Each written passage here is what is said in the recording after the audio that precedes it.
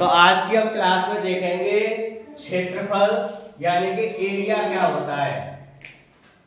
ठीक है, एरिया। क्षेत्रफल की बात करें तो हमारे सिलेबस में दो चीज दे रखी है उसने, एक तो दे रखा है आयत और एक दे रखा है उसने वर्ग। मैं इन दोनों के बारे में आपको पहले बता चुका हूं कि आयत क्या होता है और वर्ग क्या होता है।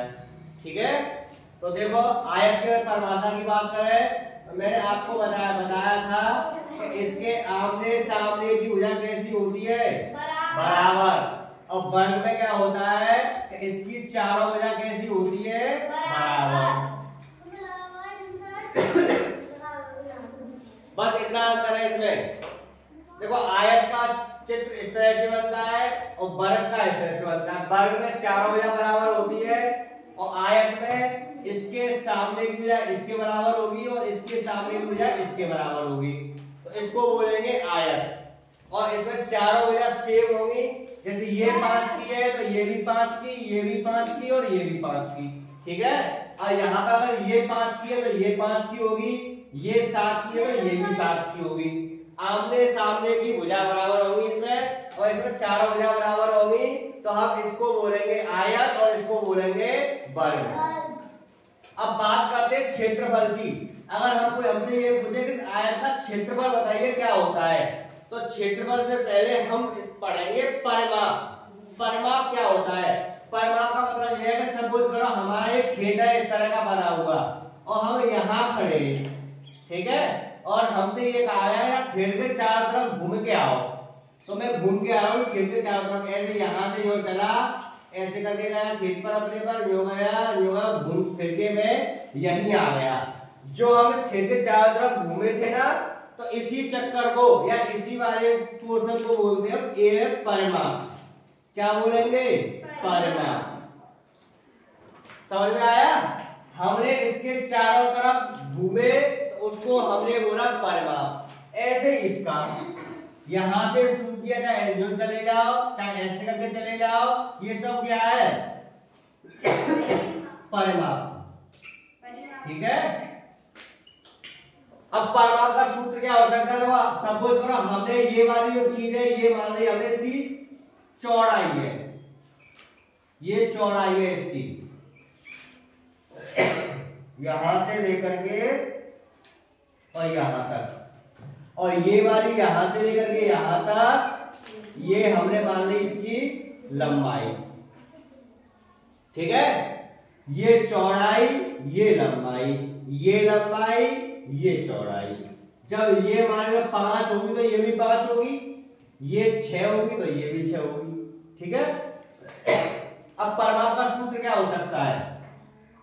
परिमाप का सूत्र, आयत का परिमाप। देखो हम यहां से यहां तक नाम ले लो, चलो इसका नाम ए बी सी डी।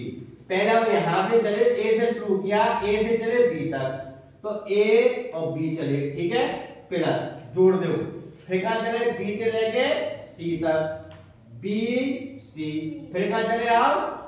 सी से लेके डी तक, सी और डी, फिर हम कहां चले? डी से लेकर के ए तक। ठीक है, अब देखो ये वाली हमने लंबाई मान ली है कि ये है हमारी लंबाई, सपोज करो बी, छोटी वाली बी, और ये हमारी लंबाई एल। ठीक है, तो देखो ए बी कितनी है, मान रखो ए बी को, ए बी कितनी है? बी। ठीक है, प्लस बी सी कितनी है? एल, है ना। अब सी डी कितनी है भाई? जे जितनी है यही होगी, तो कितनी है? बी। और ए डी कितनी है? एल। भाई बी सी जितनी एडी होगी, एल। अब देखो जोड़ो लेते, बी कितनी है यहाँ में? 2, 2 बी, है ना। एल कितनी है? 2, 2 एल। अब इन दोनों में 2 2 आ रही है, तो 2 बाहर निकाल लो, 2 है, 2 है बाहर निकाल रही, और जी लग रही है बी और एल, है ना। ये फॉर्मूला बन के आ रहा है बेटा। इसके बाद देखो क्या हुआ, 2 और बी हमारी क्या थी? चौड़ाई। बी क्या थी? चौड़ाई।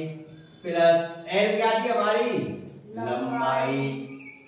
तो यही हमारा क्या है, परिमाप का, आयत का परिमाप का फॉर्मूला, आयत का परिमाप। ये हमारा सूत्र। इसी से हम आगे, अब देखो, अब हमारा सपोज करो हमारे पास ये था ऐसे करके, ये 2 है, ये 5 है। अब हमसे पूछा तुम यहां से चढ़ाओगे तो मतलब कितनी दूरी चल रहे होगे, ये मीटर मान लो, ये मीटर है और ये भी मीटर है।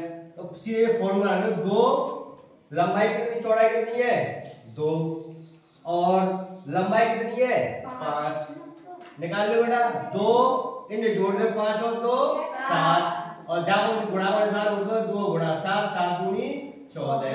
कब कितने चले 14 मीटर। निकल आया फॉर्मूला से आराम से।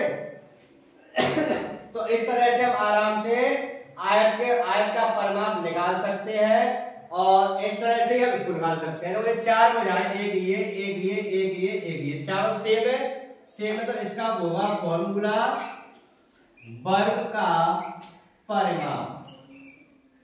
भाई वर्ग का परिमाप कितना होगा, जब 4 हो जाए तो एक जैसी 4 और गुणा कर दो भुजा का, बस ये वर्ग का फॉर्मूला हो गया। 4 हो गया, सेम है इसीलिए, ठीक है। तो हम इस तरह से आराम से सवाल कर सकते हैं वर्ग का फॉर्मूला 4 हो जाएगी ऐसी, तो 4 को गुणा कर दो भुजा में, भुजा हो गए 5 होती, तो जब भुजा की जगह हम क्या लिखते 5, 5 24, तो 20 आ जाएगा आंसर इसका। अब इसमें जो अलग अलग ये इसमें थोड़ा दे रखी है, हमने कहा निकाला है, ये पी और एल से निकाला, ये सूत्र निकाला था यहाँ पर।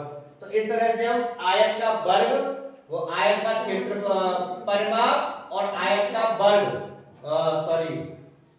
आयत का परिमाप और वर्ग का परिमाप आराम से सूत्रों के आधार पर निकाल सकते हैं, ठीक है। उदाहरण